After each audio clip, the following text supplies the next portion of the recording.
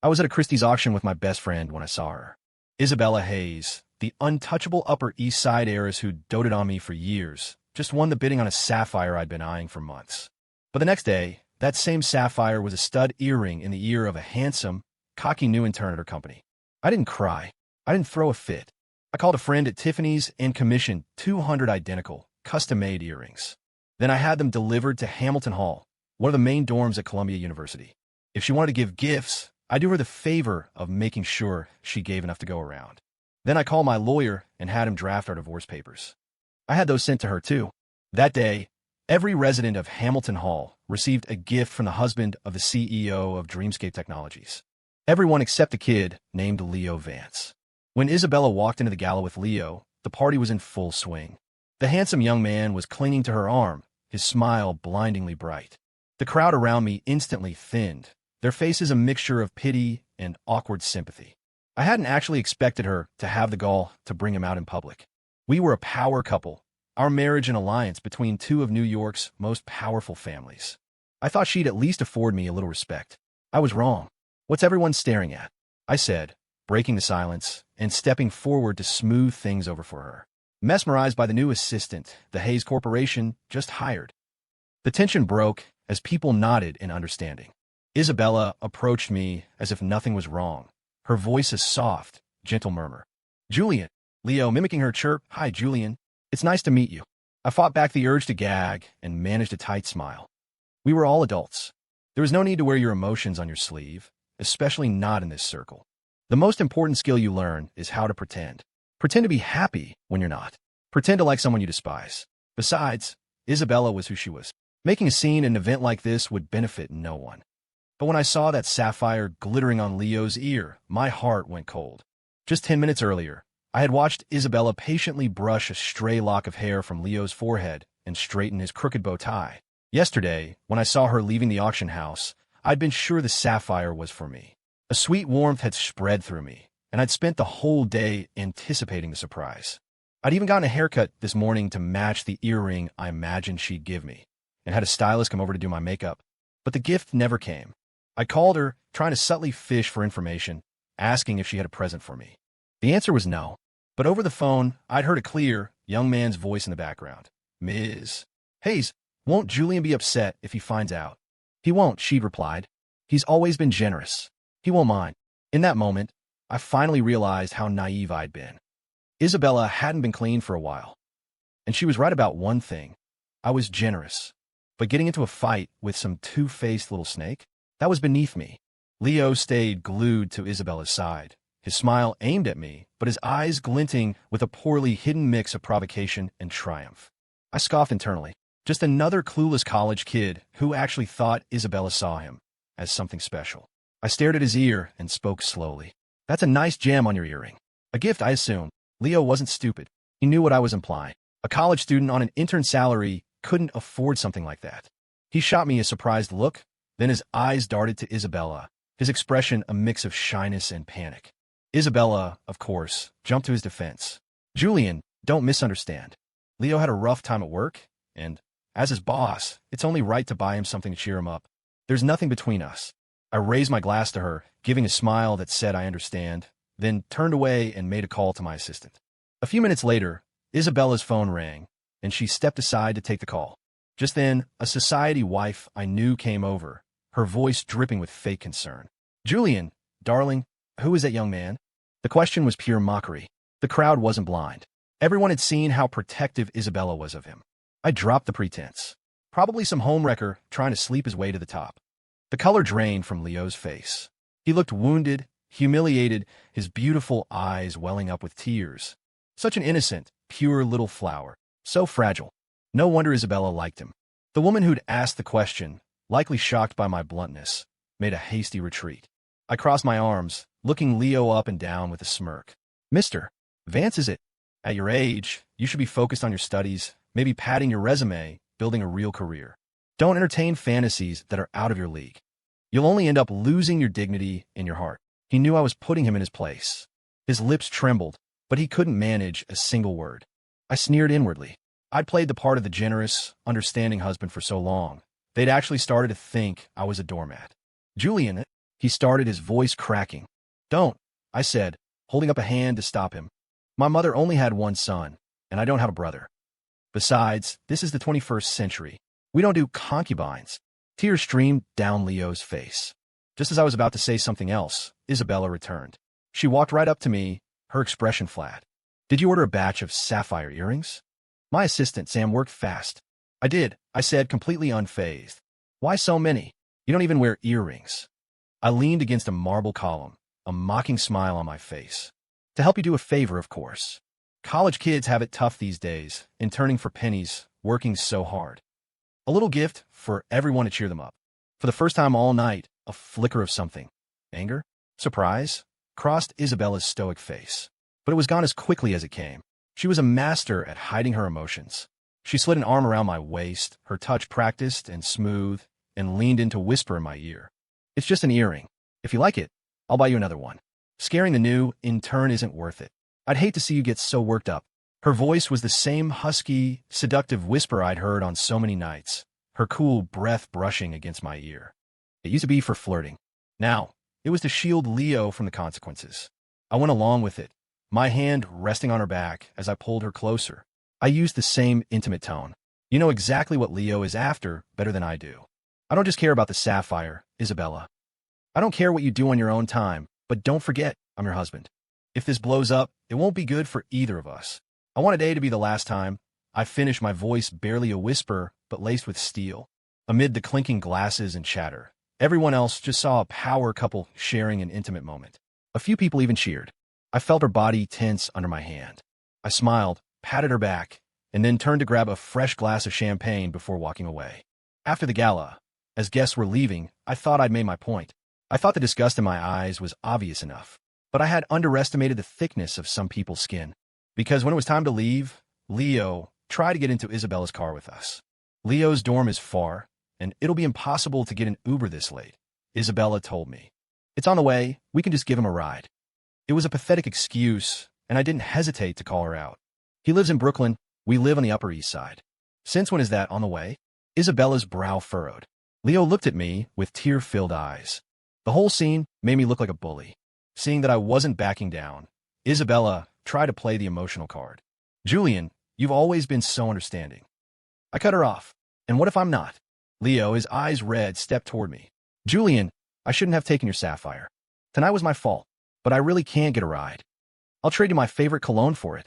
Okay, he pleaded, holding out a beautifully wrapped bottle. From the expensive packaging, I knew it was another one of Isabella's gifts. I wrinkled my nose in disgust. What does that cologne smell like? Desperation. The repeated humiliation made Leo's face flush a deep red. He stood there, holding back tears, completely defeated.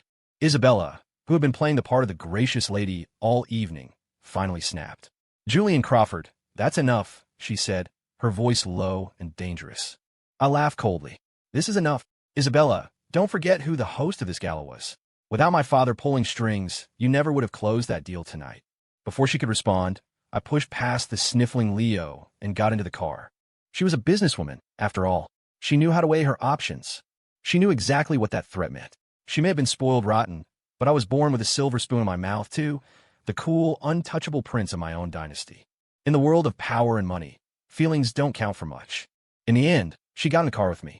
The ride was silent, the air in the car thick and suffocating. I wasn't about to fight with a college kid over a woman, but my reputation in our circle was on the line.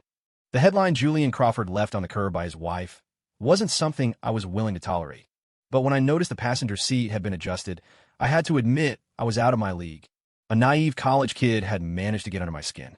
I knew exactly who had moved that seat. And there, stuck to the armrest, was a post-it note that read, Leo Spot. A white-hot rage flared up inside me. I wanted to kick Isabella out of the car and drive back to slap Leo twice across the face. Just as I was about to explode, my phone rang. Leo's sobbing voice filled the quiet car, painfully clear on the speaker. Izzy, sob, I can't get an Uber, and I think someone's following me. I'm so scared. Can you please come get me? Without a moment's hesitation, Isabella slammed on the brakes, pulling the car over to the side of the road. Okay, don't panic, she said into the phone. Stay right where you are. I'm coming to get you. My hand, which had been adjusting my seat, froze. I turned to look at her, my expression one of pure disbelief. Isabella's brow was furrowed in frustration. Julian, you go home first. Leo might be in danger. I have to go check on him.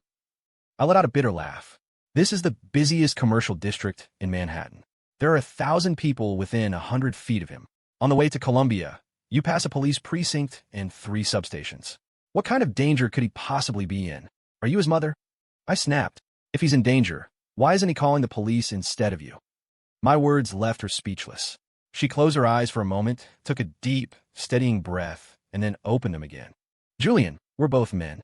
Can't you try to see it from his perspective for a second? Is this really all because of one stupid sapphire? Are you really going to hold this against me? I didn't yield an inch. Are you blind, Isabella? Can't you see he's deliberately provoking me? You're going to leave me here on the side of the road for an outsider. The emotions in her eyes shifted from anger to coldness and finally to disappointment.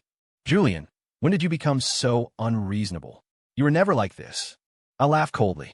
I'm unreasonable. Isabella, this is the first time you've ever fought with me over another man. She abruptly turned her head to stare out the window, making it clear she was done talking. Have you forgotten our agreement? Before we got married, we promised that even if there were no feelings, we would respect each other. You don't play around, and I don't play around. This wasn't just for us. It was for the reputation of the Crawford and Hayes families. Are you really going to break that rule for him? In the silent car, the only sound was the heavy rhythm of her breathing. I knew she was wavering. For now, I had won this pointless battle. That night, Isabella and I slept in separate rooms.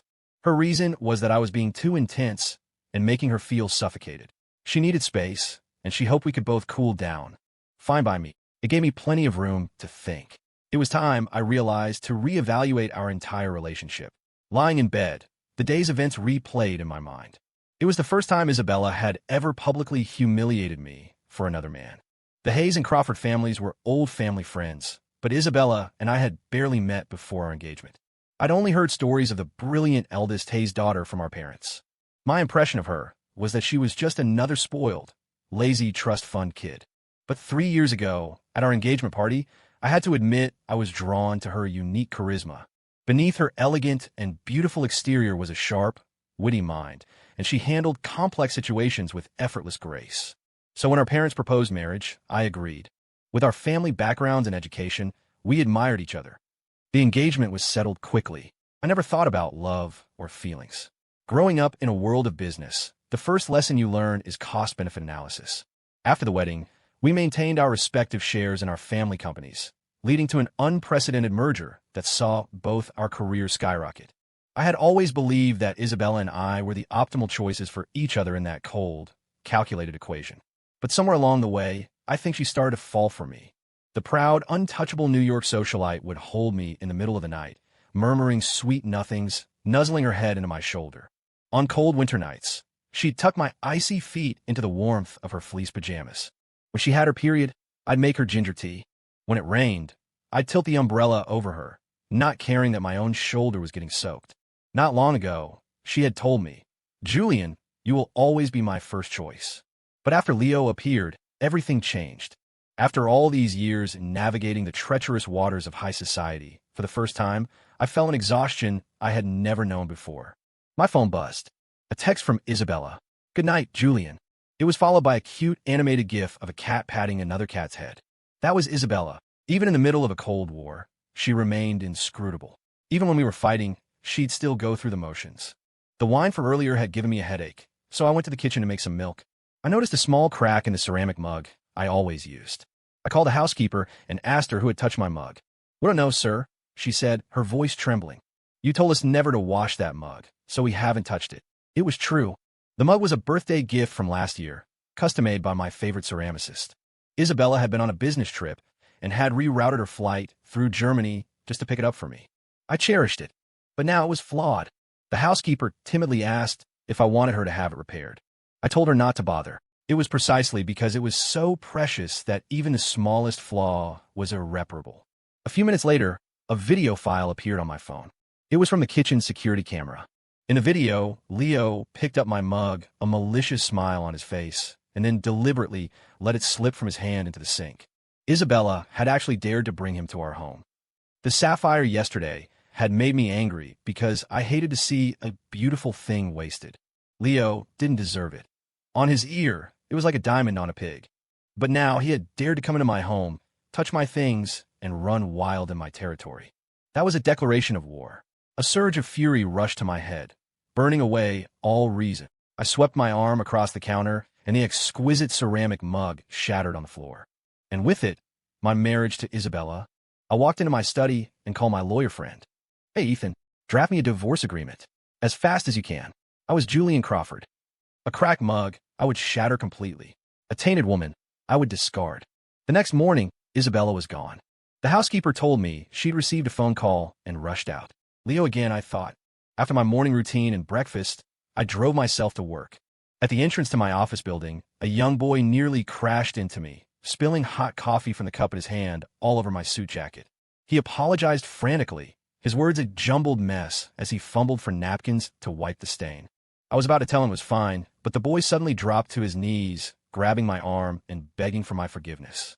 It was the middle of summer, but he was wearing a tattered, heavy jacket that was completely out of place. His face was smudged with dirt, but I could make out the fine, beautiful bone structure underneath. The moment he looked up, I felt a flicker of recognition, but I couldn't place him. I ignored his bizarre behavior and waved for security to take him away. When I reached into my pocket for a wet wipe, I realized my phone was gone. A sudden understanding dawned on me. I grabbed the boy's arm, reached into his jacket pocket, and there it was, my phone. A wave of anger washed over me. The boy finally seemed to realize the gravity of his actions and started sobbing on the ground, begging me to let him go. I stared down at him coldly and motioned again for security. "A young man needs to have some self-respect," I told him. "It's not your fault you were born poor, but you have hands and feet. You shouldn't be resorting to something so disgusting." Across the street, Isabella was just getting out of her car. She saw the whole scene. Her gaze, even from a distance, was cold and detached.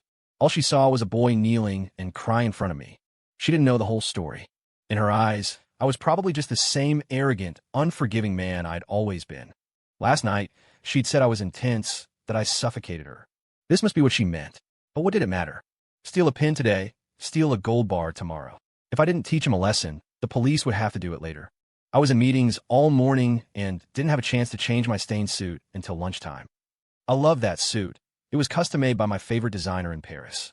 A shame it was ruined. I sighed. Ever since Leo came into the picture, nothing had gone right.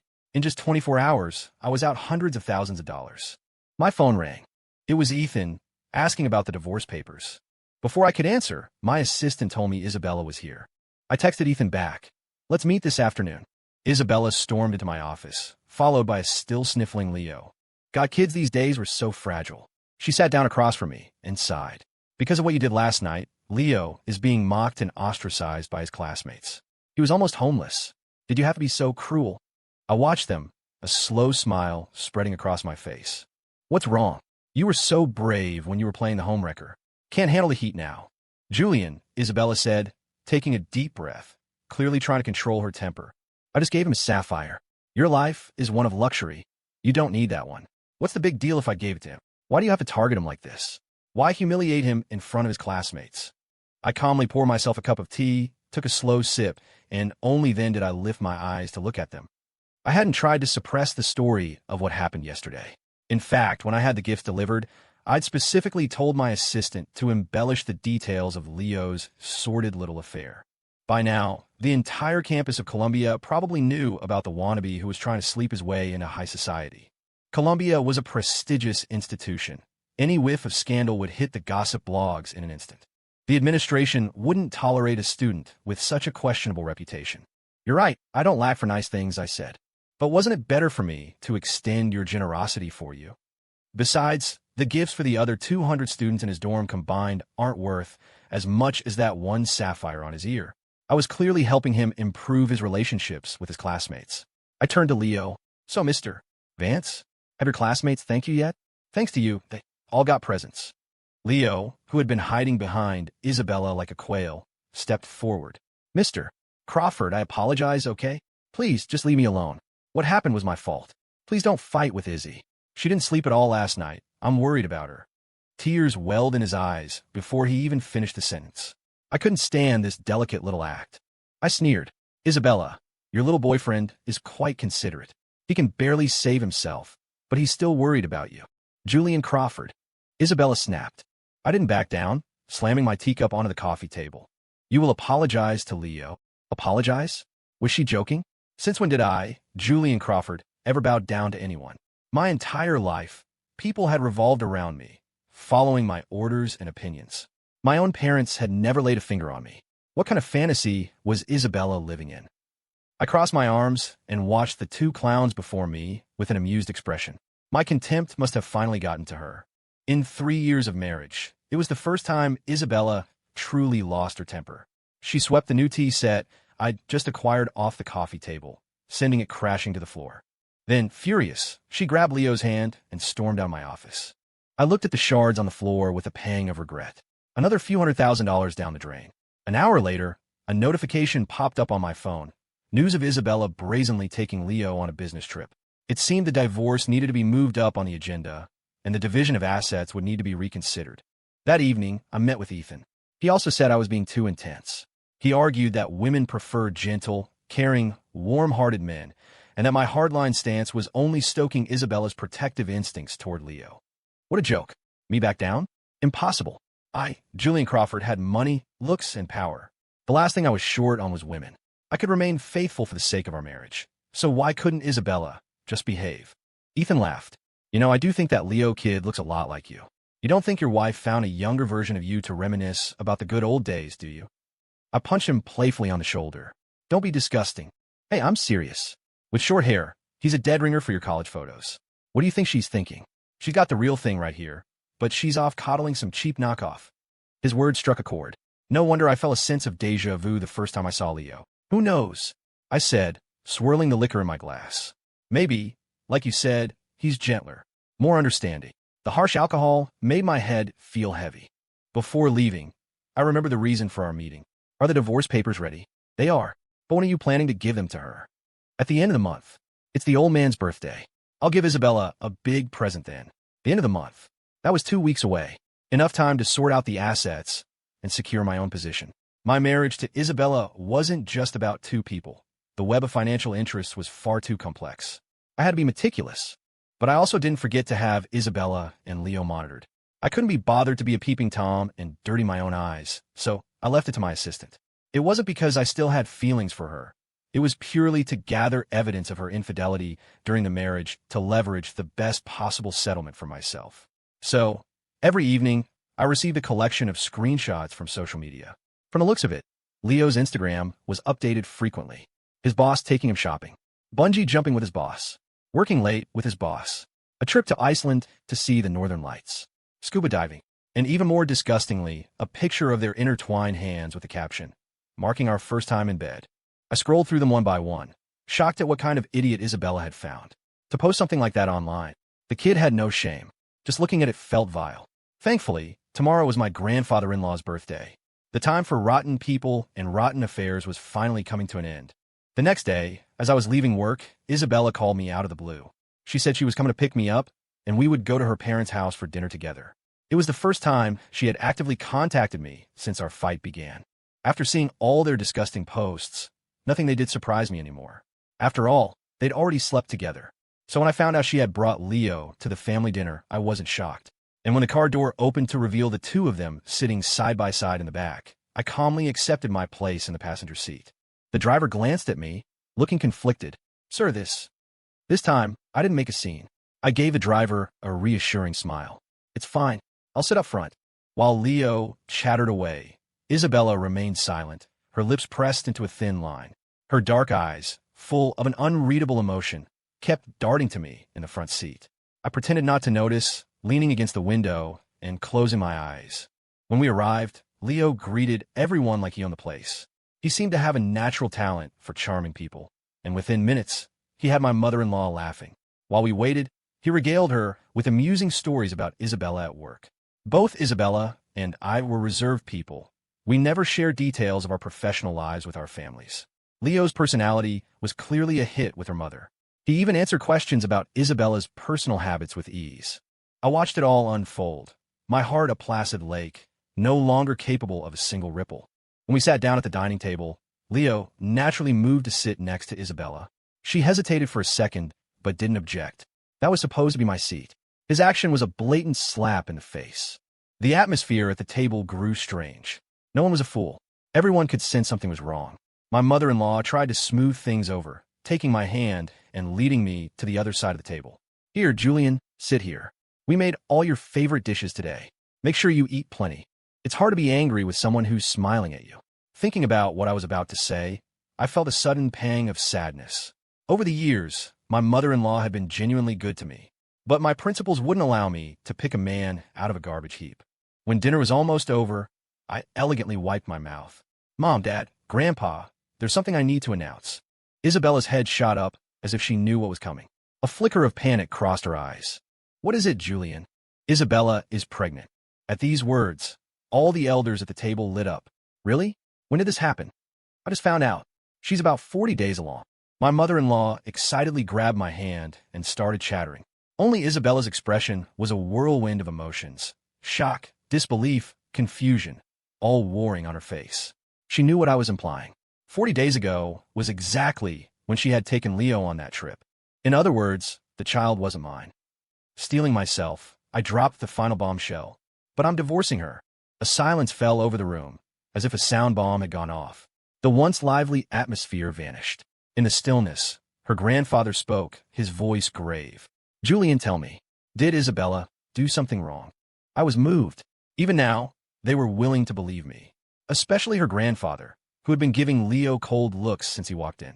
I fought back the stinging in my nose and said calmly, because the child isn't mine. It belongs to the man sitting next to her. Julian. Isabella's voice was low, laced with a cold displeasure. Stop this. I laughed. Stop what? The fact that you're pregnant is true. The fact that you cheated is also true. Do I need to be more explicit? Isabella shot to her feet, knocking over a plate. She screamed at me. How many times do I have to tell you I didn't cheat? Are you going to keep this up just because of a damn sapphire? Does bullying people weaker than you make you feel good? It was the most inappropriate moment, but I burst out laughing. Even now, she thought this was about a sapphire. Even now, she thought I was the one being unreasonable, the one being a bully. As I laughed, my eyes started to sting. Isabella, how blind do you have to be to say something like that? Leo, who had been silent, weakly called out, Her father slammed his hand on the table. You shut up. Julian, tell us what happened. I motioned for my assistant to bring forward the photos I had prepared. Just then, a housekeeper entered the room. Sir, madam, a package just arrived. You idiot. Can't you see we're busy? What package is so important it has to be delivered right now? The housekeeper trembled. Why, yes, sir. But the messenger said it was extremely important and insisted it be brought in immediately. My mother-in-law, quick on her feet, snatched the package and tore it open. As she looked through the contents, her face grew paler and paler. Inside were explicit photos of Isabella and Leo, some so graphic I could barely look at them. You disgraceful girl, she shrieked, flinging the photos at Isabella and Leo's faces. Chaos erupted. Shouting, crying. Her grandfather's cane came down hard on Isabella's back. You shameful thing. You've ruined the Hayes family name. My mother-in-law covered her face, sobbing. Julian, we are so sorry. The chaos, the arguments. Everything was happening as I had expected, but I felt no thrill of revenge. I discreetly hid the photos I had brought behind my back. As for Isabella, when she saw the photos, the color drained completely from her face. Her lips moved, and I think she whispered, I'm sorry. I stared back at her, my face a mask of indifference, but my mind was a storm of conflicting emotions. 3 years. A marriage that was once the talk of the town had ended in such a pathetic, ugly way. But what did it matter? In the end, I wasn't the one who had caused this. Turning the other cheek wasn't my style. In many cases, taking a step back doesn't lead to peace. It just encourages people to walk all over you. This was the karma they both deserved. After that day, I moved back to my parents' house. They knew what had happened with Isabella, but tactfully never brought it up, giving me the space I needed. My mother asked a few times, gently, about the baby, whether Isabella planned to keep it. My answer was always the same. I don't know. The child isn't mine. It's her decision to make, not mine to interfere with. My mother, heartbroken for me, made me rest at home for 2 weeks. And since I couldn't be bothered to do anything, she treated me like a child, feeding me and fussing over me. Within days, I looked visibly better. I'd even gained 5 pounds. I spent my days in this carefree manner. 2 weeks after I moved home, Isabella came to find me. The once proud, confident woman stood before me with red-rimmed eyes, her gaze filled with sorrow. Julian, let's not get a divorce, okay? You mind that the baby isn't yours, right? I'll get rid of it. We can start over. I promise I'll be good to you from now on. I laughed as if I'd just heard the most absurd joke in the world. Your child? Why would you get rid of it? Isabella grabbed my shoulders, her voice trembling. She took a deep breath, as if steeling herself. Fine. If you can accept this child, then I'll have it. I know you'll treat it as your own. Can we please not get divorced? I looked at the woman before me in shock. The high and mighty heiress, who had been worshipped her whole life, was now capable of such a humble plea. But at that moment, all I felt was numbness. Isabella, you don't have to do this. This divorce is happening. I'll send you the asset division proposal later. I've tried my best to be fair, but if you have any objections, we could discuss them. Isabella stood frozen, her mouth slightly open, a clear tremor in her voice. Is there really no going back? No, I said, my voice firm. Hearing that single word, she seemed to deflate, her entire posture collapsing as if her soul had been ripped out. She let go of my shoulders and took a step back. Okay, I understand. After a pause, she started explaining, as if to herself. Do you know why I was different with Leo? Because I always felt he was so much like you when you were younger. Especially with short hair, he looks exactly like your old college photos. I wasn't surprised. Ethan had said the same thing. I admit, sometimes I found you too intense. You weren't like a husband. You always had this air of a superior, and it made me uncomfortable. I wanted you to rely on me more. I'm your wife. I wanted you to talk things over with me. But that never seemed to happen. You were used to making all the decisions yourself. So, when Leo appeared, he caught my attention. He was gentle, understanding, and dependent. He did stir my protective instincts, so I hired him at the company. At first, she said with a bitter laugh, I wanted to use him to test you, to see if you would get jealous, or to make you realize your own faults. But I think I made a mistake. But Julian, you are the only man I have ever truly loved. In that moment, I couldn't articulate what I was feeling. I steadied myself, forcing myself to pull away from the memories. Isabella, I don't doubt that you love me. I'm not made of wood.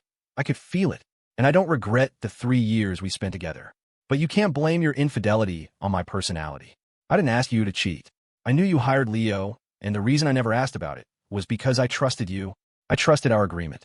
I always believed that only people of equal strength could last, but I never imagined all of that would become what you call pressure. Pain flickered in Isabella's eyes. She took a step forward, as if to take my hand, but I subtly moved it away.